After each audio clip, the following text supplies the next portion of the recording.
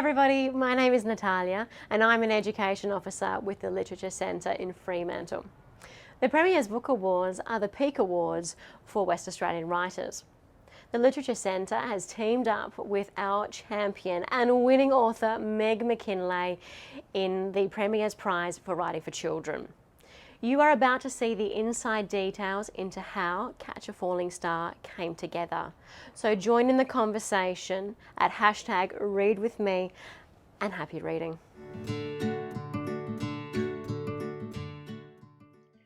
Hello and welcome to Celebrating the Best in the West, brought to you by the Literature Centre.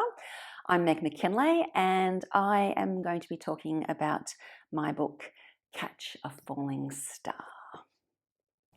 So Catch a Falling Star is a book that is very dear to me, and it's a book that in many ways grows out of my own childhood.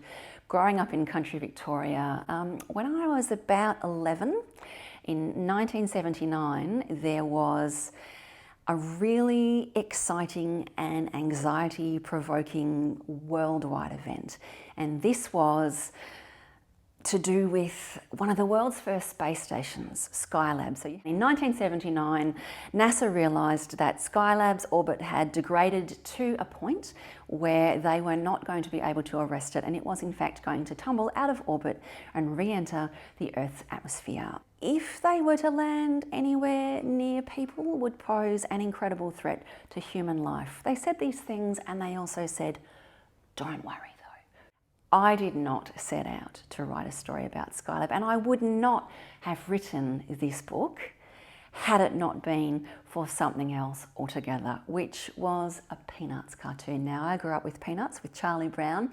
Linus was always my favourite character, and one of my favourite comic strips is of Linus and a starry sky, and he's sitting with Charlie Brown, and they're looking at the starry night sky, and it's these wordless frames, and then eventually Linus says, Charlie Brown, if a star fell down here, do you think you'd be allowed to put it in a bucket and take it home?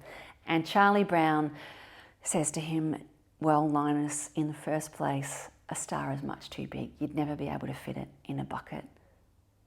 Linus says, you wouldn't? Charlie Brown says no. And then these more wordless frames, and then the last frame is just Linus, and he's throwing a little bucket away.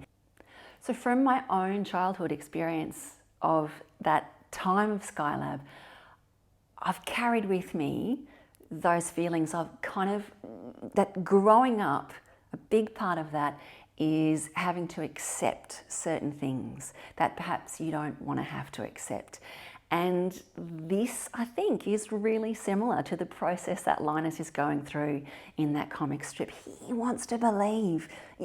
I think he kind of knows it doesn't make sense, but he wants to believe that he could fit a star into that bucket.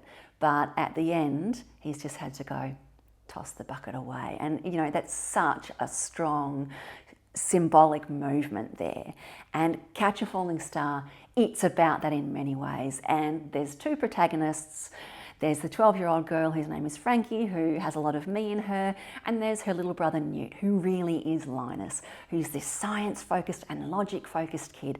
But as Skylab is circling and circling, coming closer to Earth, he starts to believe, against all logic, that something that he deeply wishes were true, that he kind of knows isn't, but that he deeply wishes were true, is going to be realised. And he clings onto this. And Catch a Falling Star is kind of about those movements where he sort of has to go through a process of change, as does Frankie, and throw that bucket away at the end.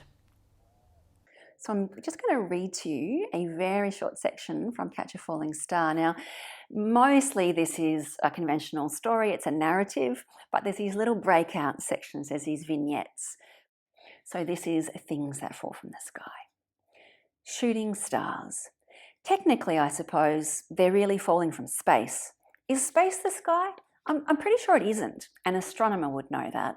Maybe I knew that once. Stars die in a beautiful blaze, leaving a fiery trail behind them. That's what people say. That's what I've seen on TV, but never in real life. There's no trick to it, Dad always said. All you have to do is choose one patch of sky and keep watching. You'll see one short for nothing. Trust me on this. I never have though.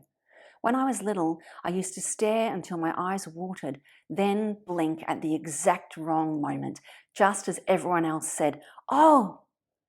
I've seen flashes in the corner of my eye that made me turn my head, made me wonder. But I've never been sure. It doesn't count unless you are, unless you're so sure about that blazing trail, you want to jump up and yell, "Hey, did you see that?"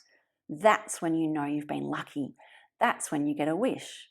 Newt hates it when people talk about wishing on stars. Stars are already amazing, he says. Science is amazing. Why do people have to try to make it all magical? I wonder if I'd make a wish.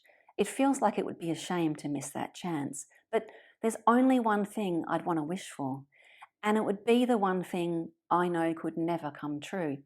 So what would be the point? Maybe it's better that I never see one, so I don't have to decide.